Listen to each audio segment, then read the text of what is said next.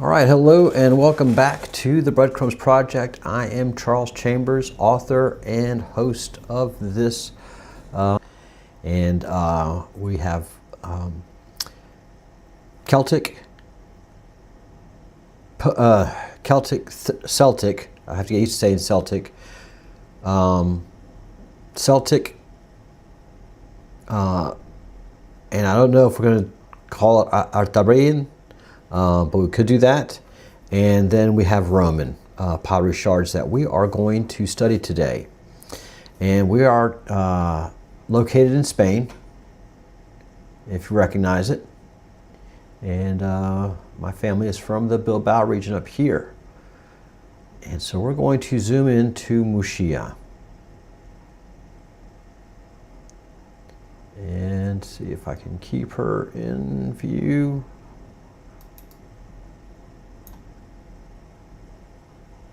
All right, so this is Murcia. So I jut out into, I live right around here, and all right, was taken out. All right, was taken out by a storm, and those that survived reestablished up here on top of that mountain and called it the people crying because they lost a whole generation. And I am getting a very feisty system right now, so let me do some adjustments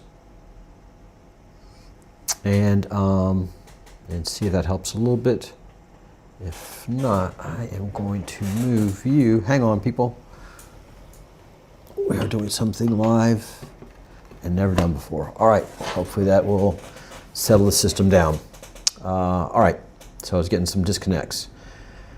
And so here we are, and yesterday we were talking about pottery shards that I had found. Ooh, and now I'm getting washed out by the sun. And so we looked at these pottery shards, and I am going to give you a picture of the pottery shards while I go and fix the light. So these are the pottery shards that we are going to be looking at today. They're a jumbled mess, but as we go through them one by one, we can kind of put them each in a group, in a family. And the number one thing I'm going to show you is the signature that makes these pottery shards so special. But right now they're just a wild jumbled mess. But in a second, we are going to make sense of them. So first of all, I want to tell you where I found them. And I'm going to note this after the show. They're going to be found right here. And let me make an adjustment on the camera. Nope, panning the wrong way.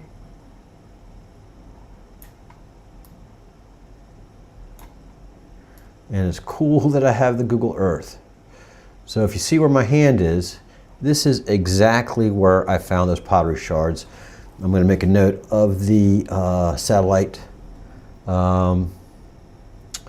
numbers, but basically it's 43 degrees 43 degrees 06 by 9 degrees 13 feet. So at 73 feet elevation from the sea. It's not a lot. So that's where I found these guys. And they are pretty awesome to study. So let's take a look at the first one that makes this an important find, and then we'll start putting these pottery shards into their dates. And I'll take a little sip of coffee before we start. Keep the voice warm. Coffee's always good. So this, for us, is the most important pottery shard. And the reason that is because, let me see if I can learn how to work this camera. All right, there we are. is because, first of all, as you can tell by this little bit right here, this is a rim. This is a rim of a bowl of some kind. And the inside of it, as you can tell, this is the inside by how it has that C shape. The inside of it, the glaze is green and beautiful. Please do not look at my fingers. But yeah, the glazing is green and beautiful. Look at that. But look what happens when you flip it over. There is no glaze. It is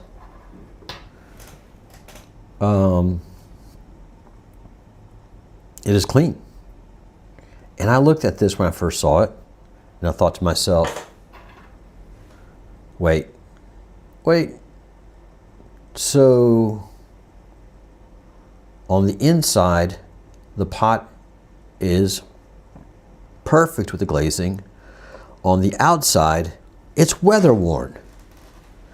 And that's all it can be, is weather wear, because you see there's a little bit of the firing of the glaze, but it is just basically weather worn to a line. Okay? And the first thing someone says, well, when you glaze a pot, you can just glaze the inside. No, and especially the way it's glazed on the outside, that is not. You dip it and then you fire it. You just dip the pot into the glazing solution, take it out, and then fire it. And so I looked at it, a little bit of the rim here, I don't have much focus on this camera, is worn, and the outside is absolutely worn.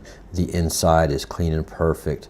This has one signature and one signature only, and that is an inverted burial urn.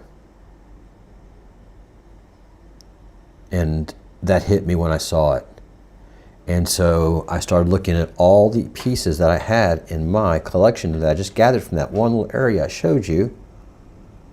And there it is, another one. Glaze on the inside is perfect. Outside is weather worn. And these are all, as I will postulate to say, Celtic or post-Celtic. But I think Celtic. And I think the Celtic tradition continued for a long time, and I'm going to be able to prove it. So this is a very special one because it is the green on the inside, the glazing is wonderful. On the outside, it is weather worn, and then this can be very much dated by the lines that are made. I wish I had a little better camera for you folks. This was just kind of done on the fly. All right, there you can see it a little better. There it's focused. So these lines are made by twine. And this is a form of decoration and also a way to grip. So this was very well made, and look at the glazing. So this is copper iron age, because it's copper and iron that gives it those distinct colors and helps give the glazing that green hue. All right. So those right there. Oh, you guys didn't see them. What a mess. I didn't switch cameras. I got all messed up and did not switch cameras. Oh. So I'm going to redo this, and I'm going to redo this episode tomorrow so we can start from the right place with the people that come online. Wow, sorry about that. What an amateur mistake. All right. So this is where I wanted to be. All right. So this is the first one that I showed you. Make an adjustment, and here we go. The rim. This is a rim. As you can note by the indentation here, the way it curves around, and that Look right there, yes. You can definitely tell it's a rim. This is the inside, and then this is the outside. This is the second one I showed. This has more of a brownish hue, but those inclusions are either iron or can be bronze as well. But those look to be iron. So this is Iron Age. And then this is the last one that I was talking about. Let's see how close I can get to the camera. Get to focusing. But you see these lines here? These lines are done by twine, and this has the same exact signature, and a beautiful green hue to it. But it has, this twine is a form of decoration and a way to grip the vase a little better. So it's an expensive piece.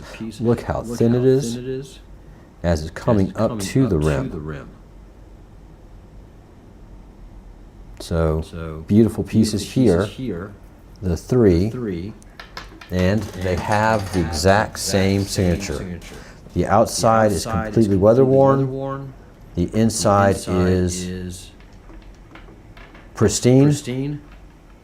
And this one being the top of a container, an urn, a funerary urn, shows me that signature perfectly. Deposited like this, face down, and for hundreds and hundreds of years, it was brutally beaten by the weather of Mushia, which is devastating.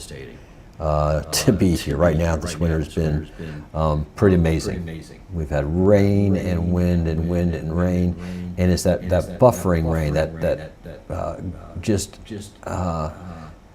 odd gales coming through, and just yeah. So we that live here understand how this happens. So there we are. Again, don't know how many people I lost because you couldn't see what was happening, but to that one person that stuck around, thank you so much. Yes, this is a small channel, and I'm making all my mistakes now, so this is more practice than anything else. So, yes. All right. Make sure everything is working well. And we are going to organize these. Let's see how much time have I spent. So we're going to organize these a bit, okay? So we have these that have this distinct style, green with or brown, but with inclusions. Then this is fascinating because this, as you can tell now, is glass. Same signature.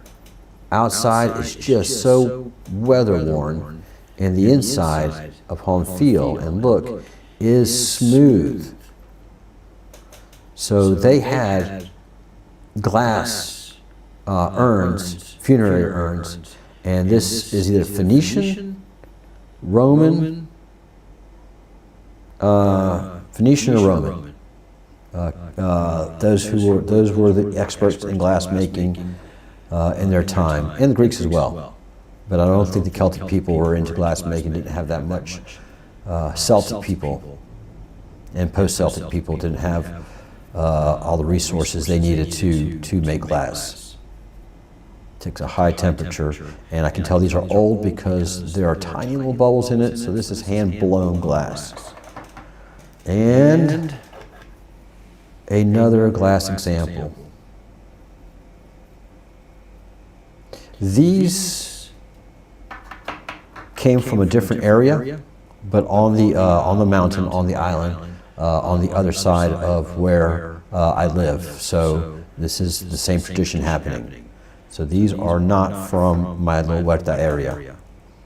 All right, now this is fascinating. These three pieces right here, as you can tell, I'm very familiar with my collection and I absolutely love them. Look how amazingly thin that is. I know we can't duplicate this now. And the camera can't even focus on it. But same signature. Green on the inside, weather worn on the outside, and amazingly thin.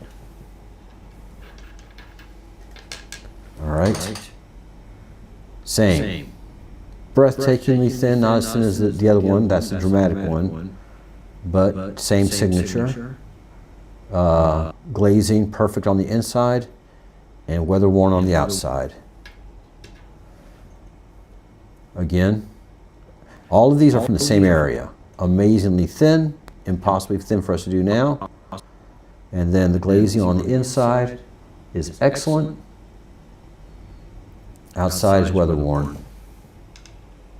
This is the pièce de résistance.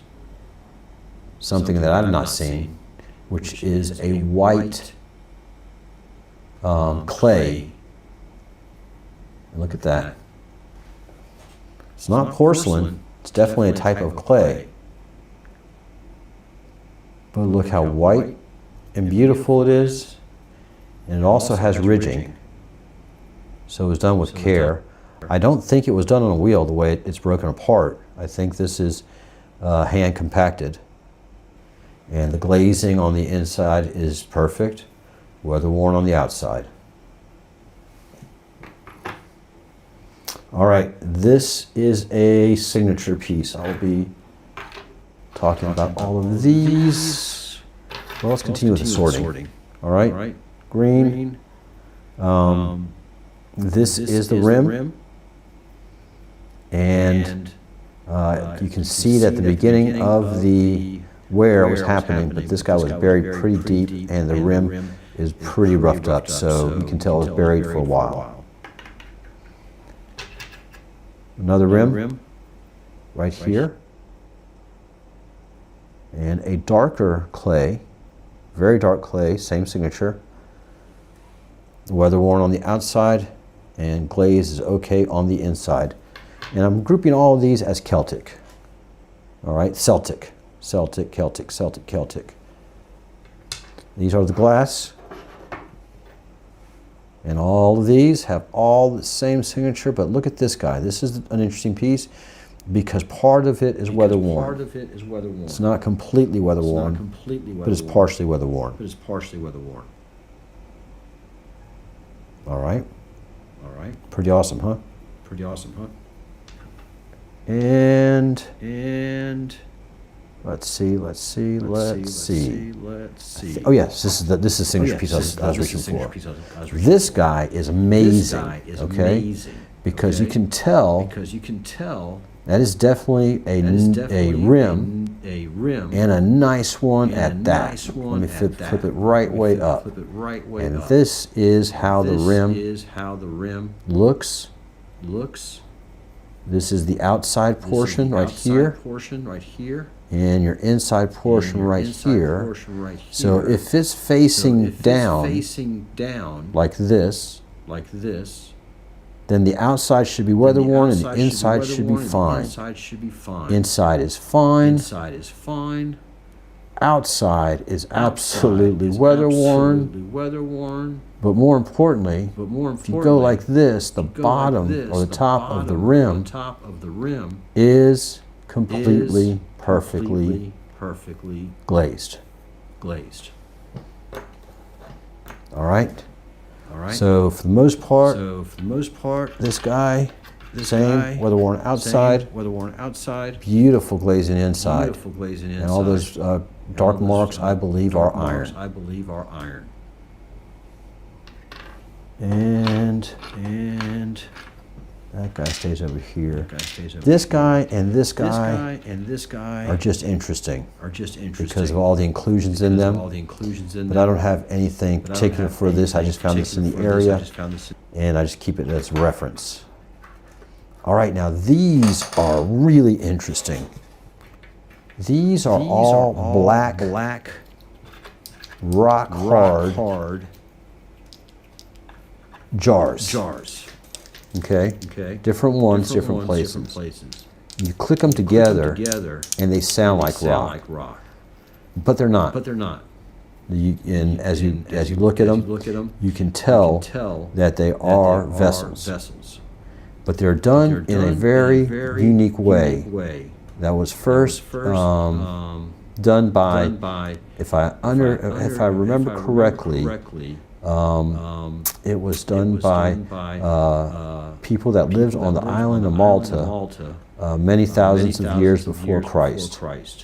And what is done is these are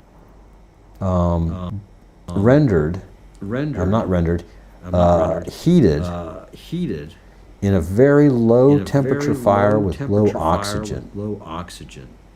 And that's the kiln process for these guys. All of them are like that. I mean, they just feel either petrified or done by that process. So all of these are grouped in that way. And you can just see it's not a rock. It's definitely a vessel of some kind, but you click it and it sounds like rock here, close to the microphone. So these guys go in a grouping because they come from a very sophisticated firing process in their kiln. So those people that did those, they are masters. These guys are masters. This is my one piece to say, look, this is what modern, basically pottery looks like. And this is porcelain in the middle, very fine porcelain. And then the glazing on the outside is much more industrial. So this is modern, and I keep it in the collection as a reference. And I do believe I found it with these. And this guy is also just part of this group that just have questions about and don't want to let go of them.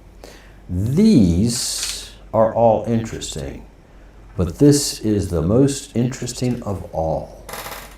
This is a prehistoric piece of pottery. This is done with a lot of sand, and if you see it, the flashing little bits, little flashy white bits, that is silica. So that comes from sand. There's a very crude process in making this pot. It's a very, very crude pot. You can tell it is a pot, and right here is the finger indentation of the person who was making it on the inside. So this was a pressed pot. You can kind of see it right there as it grooves down. So yes, this is prehistoric and an absolute treasure. All right. Now this is the interesting grouping here. This is also one of these guys that I just collect, and I don't want to separate it just yet. These guys are all what we call Samian ware, the red ones. This is inter-Samian ware piece. So this I put between the Celtic, look at that decoration, and the Romans. But I think this is by the time the Romans had landed and the Celtic people had learned or how to make this kind of glazing, or had actually purchased it. But look at that little bit of beautiful decoration. And it's definitely Roman because there just isn't that much wear and tear on either side of the shard. This piece right here explains it better. So this is Samian ware as well. Put you over here. This is what we call Samian ware. It is Roman, it's identified. It has a beautiful red glazing and then red clay on the inside. It was a special way that the Romans did this. When the Romans went away, so did Samian ware. Just like cement. All right, Portolano cement. So inside is wonderful. Outside is beginning to wear down. You're beginning to get the wear and tear on the outside. And so that's why that piece fits perfectly with this piece. Not this piece. This piece right here. So this is probably the last group that did this type of intimation. Samian ware. Inside is wonderful. Outside is definitely worn, although there is enough to get a little bit of light But yeah, same signature. This was a funerary urn that was face down. Samian ware Roman.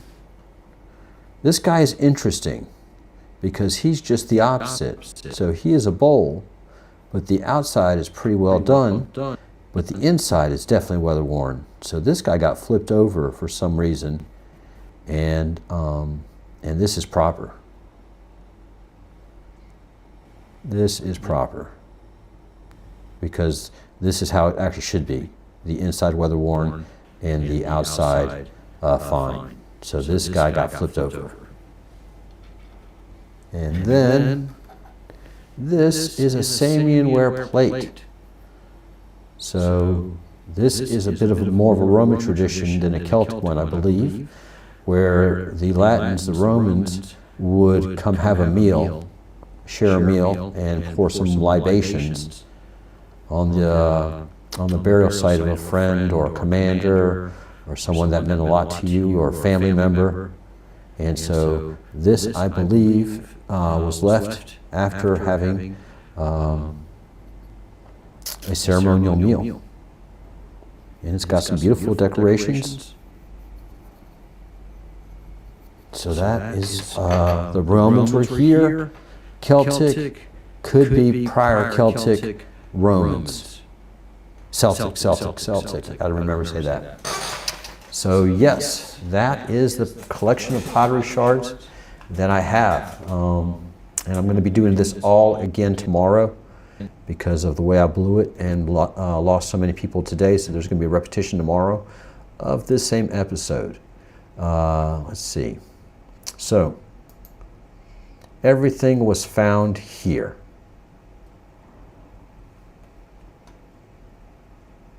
Right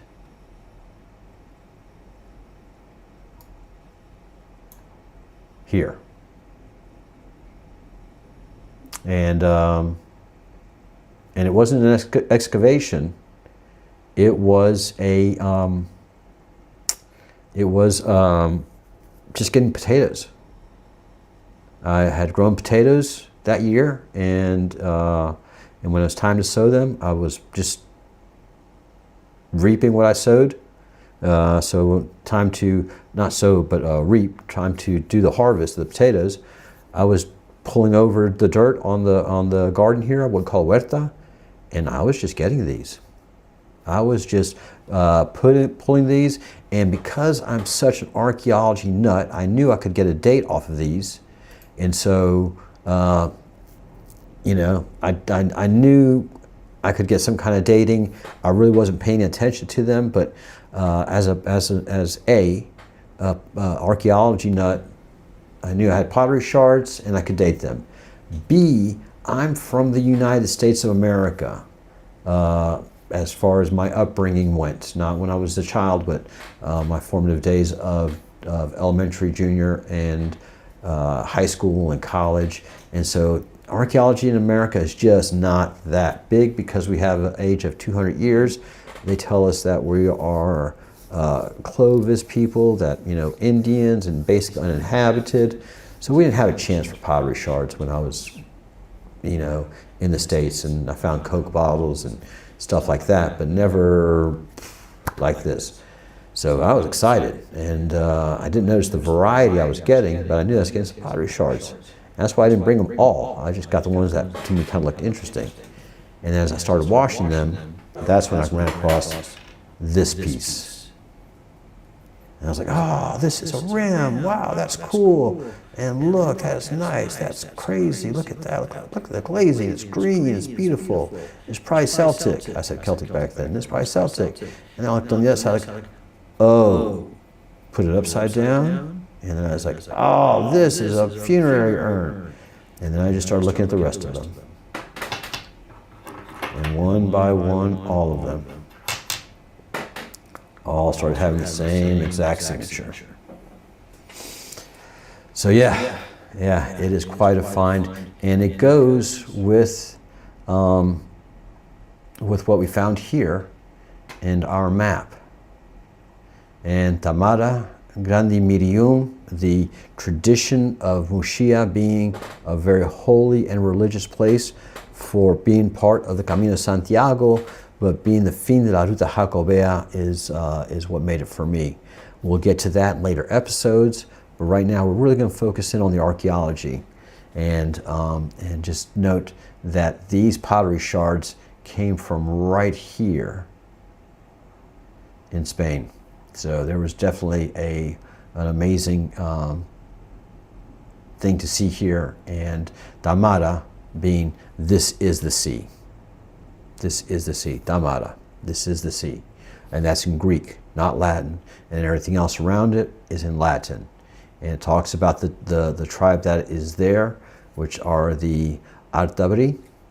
And yes, we'll go into this a little, well, we're going to basically do the same episode tomorrow, and then go into this a little deeper for the rest of the week.